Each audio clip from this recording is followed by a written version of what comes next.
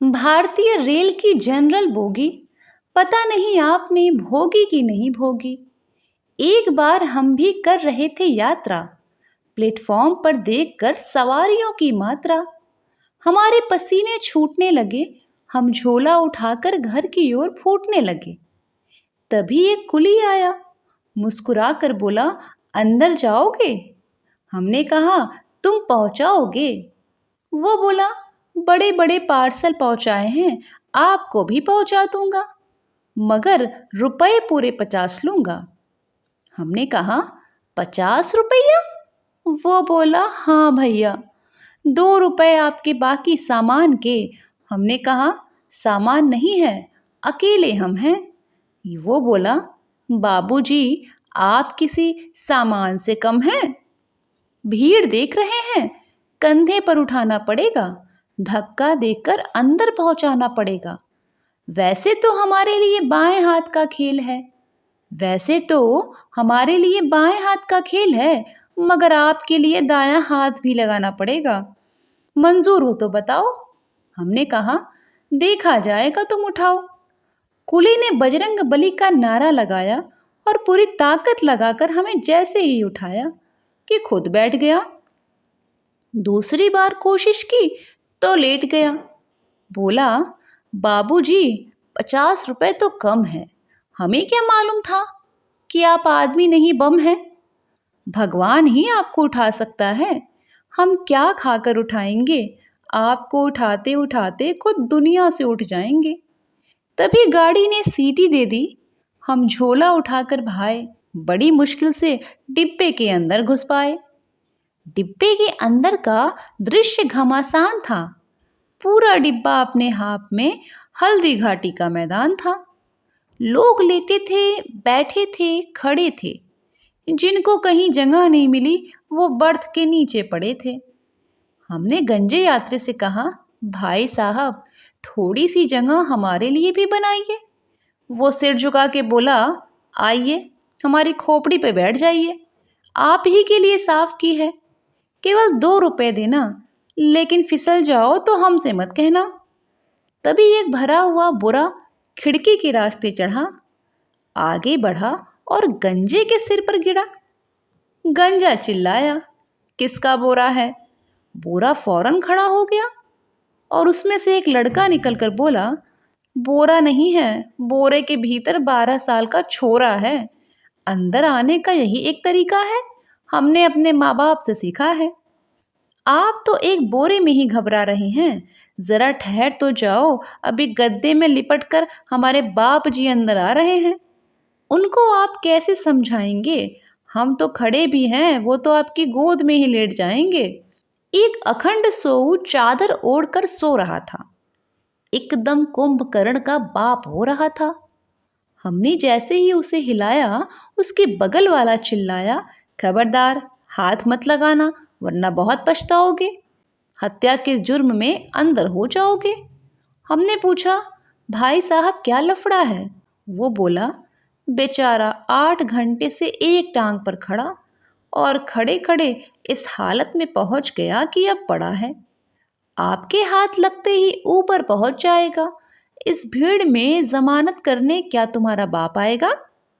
एक नौजवान खिड़की से अंदर आने लगा तो पूरा डिब्बा मिलकर उसे बाहर धकियाने लगा। नौजवान बोला, भाइयों भाइयों, सिर्फ खड़े रहने की जगह चाहिए। एक अंदर वाला बोला, क्या खड़े रहने की जगह चाहिए? तो प्लेटफॉर्म पर खड़े हो जाइए, जिंदगी भर खड़े रहिए, कोई हटाए तो कहिए। जिसे देखो घुसा चला आ रहा है, रेल का डिब्बा साला जेल हुआ जा रहा है। इतना सुनते ही एक अपराधी चिल्लाया, रेल को जेल मत कहो, मेरी आत्मा रोती है। यार, जेल के अंदर कम से कम चलने फिरने की जगह तो होती है। एक सज्जन फर्श पर बैठे हुए थे, आंखें मूंदे। उनके सर पर अचानक गिरी पानी की गरम गरम बूंदे। वो सर उठाकर चिल्लाए, कौन है, कौन है? साला पानी गिराकर मौन है? दिखता नहीं नीचे तुम्हारे बाप बैठा है? क्षमा करना बड़े भाई, पानी नहीं है, हमारा 6 महीने का बच्चा लेटा है, कृपया माफ कर दीजिए। और अपना मुंह भी नीचे कर लीजिए, वरना बच्चे का क्या भरोसा, क्या मालूम अगली बार उसने आपको क्या परोसा। अचानक डिब्बे में बड़ी जोर का हल्ला हुआ। एक सज्जन दहाड़ मारकर चिल्लाए, पकड़ो पकड़ो, जाने न पाए। हमने पूछा, क्या हुआ क्या हुआ? वे बोले, हाय हाय, मेरा बटुआ किसी ने भीड़ में मार दिया, पूरे 300 रुपए से उतार दिया, टिकट भी उसी में था। कोई बोला, रहने दो यार, भूमिका मत बनाओ, टिकट न लिया हो तो हाथ मिलाओ। हमने भी नहीं लिया है, अगर आप इस तरह चिल्लाएंगे तो आपके साथ क्या हम नहीं पकड़े जाएंगे? वे सज्जन रो कर बोले, नहीं भाई साहब, मैं झूठ नहीं बोलता, मैं एक टीचर हूँ। कोई बोला, तभी तो झूठ है, टीचर के पास और बटुआ। इससे अच्छा मजाक इतिहास में आज तक नहीं हुआ। टीचर बोला, कैसा इतिहास? मेरा विषय तो भूगोल है। तभी एक विद्यार्थी चिल्लाया, बेटा इसीलिए तुम्हारा बटुआ गोल है। बाहर से आवाज आई, गरम समोसे वाला।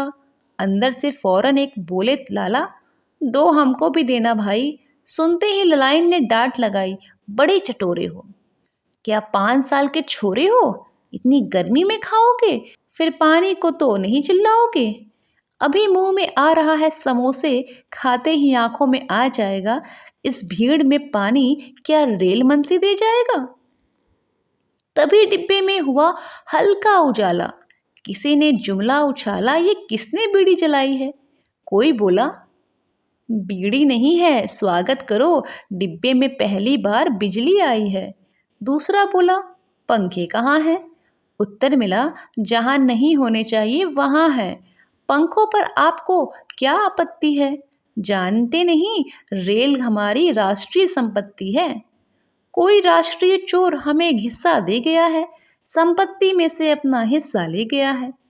आपको लेना हो आप भी ले जाओ, मगर जेब में जो बल्ब रख दिए हैं उनमें से एक आध तो दे जाओ। अचानक डिब्बे में एक विस्फोट हुआ। हालांकि यह बम नहीं था, मगर किसी बम से कम भी नहीं था। यह हमारा पेट था, उसका हमारे लिए संकेत था कि जाओ, बहुत देर से भारी होए हो, हल्के हो आओ। हमने सोचा डिब्बे की भीड़ को देखते हुए बाथरूम कम से कम 2 किलोमीटर दूर है, ऐसे में कुछ हो जाए तो किसी का क्या कसूर है। इसीलिए रिस्क नहीं लेना चाहिए, अपना पड़ोसी उठे उससे पहले अपने को चल देना चाहिए। सो हमने भीड़ में रेंगना शुरू किया। पूरे 2 घंटे में पहुंच पाए। बाथरूम का दरवाज़ा खटखटाया तो भीतर से एक सिर बाहर आया। बोला, क्या चाहिए? हमने कहा, बाहर तो आ जा भैया, हमें जाना है। वो बोला, किस किस को निकालोगे, अंदर 12 खड़े हैं। हमने कहा, भाई साहब हम बहुत मुश्किल में पड़े हैं, मामला बिगड़ गया तो बंदा कहाँ जाएगा? वो बोला, क्यों, आपके कंधे पे जो झोला टंगा है वो किस दिन काम आएगा? इतने में लाइट चली गई। बाथरूम वाला वापस अंदर जा चुका था। हमारा झोला कंधे से गायब हो चुका था। कोई अंधेरे का लाभ उठाकर अपने काम में ला चुका था। अचानक गाड़ी बड़ी जोर से हिली।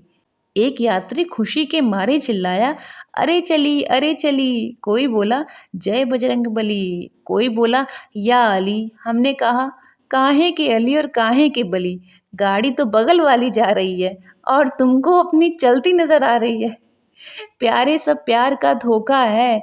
दरअसल ये रेलगाड़ी नहीं, हमारी ज़िंदगी है। और ज़िंदगी में धोखे के अलावा और क्या होता है? और ज़िंदगी में धोखे के अलावा और क्या होता है? भाई प्रदीप चौबे की ये भारतीय रेल की कहानी मुझे तो बहुत ही अच्छी लगी। आपको कैसी लगी ये प्लीज़ मुझे कमेंट में ज़रूर बताइएगा। बहुत बहुत धन्यवाद।